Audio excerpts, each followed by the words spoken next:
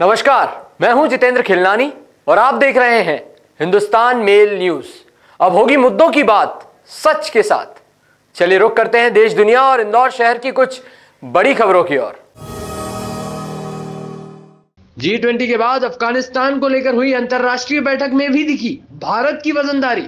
रूस की राजधानी मॉस्को में आयोजित Moscow format consultation on Afghanistan बैठक में भारत ने भी हिस्सा लिया है। बुधवार को हुई इस बैठक में भारत की ओर से पाकिस्तान, ईरान, अफगानिस्तान डिवीजन के संयुक्त सचिव जेपी सिंह ने हिस्सा लिया। भारतीय विदेश मंत्रालय ने बताया कि इस मीटिंग में अफगानिस्तान के वर्तमान हालात और उससे निपटने के लिए जरूरी मानवीय सहायता पर चर्चा हुई है। बता दें कि इस बैठक में भारत का शामिल होना इसलिए भी अहमियत रखता है क्योंकि अभी तक अफगानिस्तान को लेकर हुई अंतर्राष्ट्रीय वार्ताओं में भारत को नहीं बुलाया जाता था। अगस्त 2021 में अफगानिस्तान में तालिबानी सत्ता आने के बाद से एक भी अहम वार्ता में भारत को नहीं बुलाया जाता था। रूस द्वारा आयोजित बैठकों में भी भारत को नहीं बुलाया जाता था, लेकिन यूक्रेन युद्ध के कारण चारों तरफ से घिरे रूस ने इस बार भारत को भी बुलाया है, जो भारत की बढ़ते दबदबे को अंतर्राष्ट्रीय स्तर पर साफ साफ दिखाता है।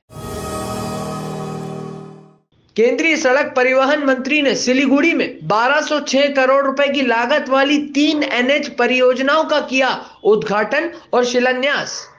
नितिन गडकरी पश्चिम बंगाल के सिलीगुड़ी में योजनाओं की सौगात देने पहुंचे थे। उन्होंने सिलीगुड़ी में 1206 करोड़ रुपए की लागत वाली 3 NH परियोजनाओं का उद्घाटन और शिलान्यास किया। इस कार्यक्रम के बाद अचानक उनकी तबीयत बिगड़ गई। इसके बाद सुकना के प्राथमिक स्वास्थ्य केंद्र से एक टीम पहुंची और उन्हें प्राथमिक उपचार दिया गया। अब नितिन गडकरी की तबीयत ठीक बताई जा रही है। बताया जा रहा है कि शुगर लेवल कम होने की वजह से नितिन गडकरी की तबीयत बिगड़ी थी। इंदौर शहर को अप्रवासी भारतीय सम्मेलन करने का अवसर मिला है। जनवरी माह के पहले पखवाड़े में आयोजित अप्रवासी भारतीय सम्मेलन में 80 देशों से मेहमान बड़ी संख्या में पहुंचकर अपनी सहभागिता दर्ज करवाएंगे। सम्मेलन की तैयारियों में प्रदेश सरकार के साथ साथ जिला प्रशासन, नगर निगम और पुलिस विभाग के साथ अन्य विभाग भी तैयारियों में जुटे हुए हैं। वहीं नगर निगम ने सम्मेलन को लेकर अधिकारी कर्मचारियों को बड़ी जिम्मेदारियां सौंपी हैं। वहीं महापौर और निगम आयुक्त ने अधिकारियों के साथ बैठक कर सफाई, सौंदर्यीकरण, वॉल पेंटिंग, यातायात और अन्य व्यवस्थाओं को लेकर काम तेज गति के साथ 15 दिसंबर तक पूरा करने को लेकर सभी को निर्देशित किया है। और पूरे भारत के लिए गौरव का विषय है कि इस बार का प्रवासी भारतीय दिवस का बड़ा सम्मेलन इंदौर में होने वाला है। हम सब के हिंदुस्तानी भाई जो विदेशों में रहकर देश के लिए काम कर रहे हैं, वो 9 जनवरी को इंदौर में अप्रवासी भारतीय सम्मेलन के लिए आने वाले हैं। अतिथि देवो भव के भाव से उनका स्वागत हो, वो सम्मेलन अपनी ऊंचाइयों को और अपने सफलता को प्राप्त करे। और माननीय मुख्यमंत्री श्री शिवराज सिंह जी चौहान ने भी हम सबको आह्वान किया है कि इंदौर भव्य तरीके से इसका आयोजन करे। उसी की तैयारियों का हमने निरीक्षण किया है।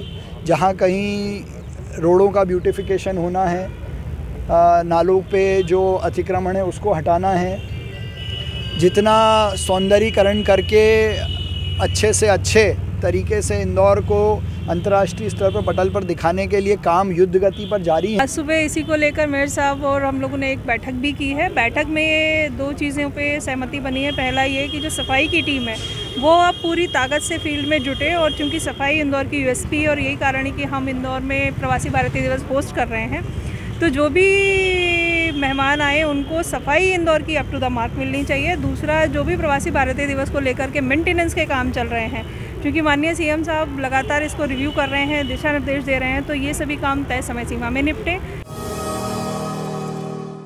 इंदौर के सियागंज में एक ड्राई फ्रूट व्यापारी को गुंडे ने पिस्टल दिखाकर लूटने की कोशिश। दरअसल पूरी घटना इंदौर की सेंट्रल कोतवाली थाना क्षेत्र के सियागंज की है, जहां रोज की तरह ड्राई फ्रूट्स व्यापारी करण और उसके पिता प्रकाश पंजाबी रात करीब 11 बजे दुकान बंद कर अपने घर जा रहे थे। तभी घात लगाए बैठे बदमाश ने ड्राई फ्रूट्स व्यापारी पिता प्रकाश पंजाबी और पुत्र करण पर कट्टा अड़ाकर पैसों की मांग करने लगा। तभी पिता पुत्र द्वारा हिम्मत दिखाते हुए विरोध किया गया। इसी दौरान आरोपी द्वारा कट्टे से फायर करने की कोशिश की गई, मगर कट्टा चला नहीं और आरोपी वहां से भाग गया। वहीं पूरी घटना व्यापारी की दुकान में लगे CCTV कैमरे में भी कैद हो गई।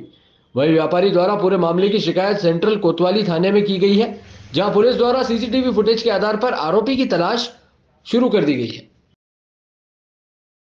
10:15 बजे की घटना है थाना कोतवाली के अंतर्गत सियागंज में। फ्रूट व्यापारी जो अपनी दुकान बढ़ाने के बाद अपने घर जा रहे थे अपने पिताजी के साथ में, उसी समय सडनली एक व्यक्ति आया और उसने जो है एक्सटॉर्शन की कोशिश की कि जो आपके पास पैसे हैं वो दे दिए जाए। उसी समय लड़का खड़ा हुआ था तो उसके ऊपर झटका, बाप के ऊपर पहले उसने अटैक किया, जिस पर से लड़के ने बचाव किया और वो भाग गया। किसी भी तरीके से पैसे वगैरह नहीं ले गए, लेकिन घटना घटित हुई है जिसके आधार पर थाना कोतवाली में धारा 386 IPC का अपराध पंजीबद्ध किया गया है। प्रकरण विवेचना में है।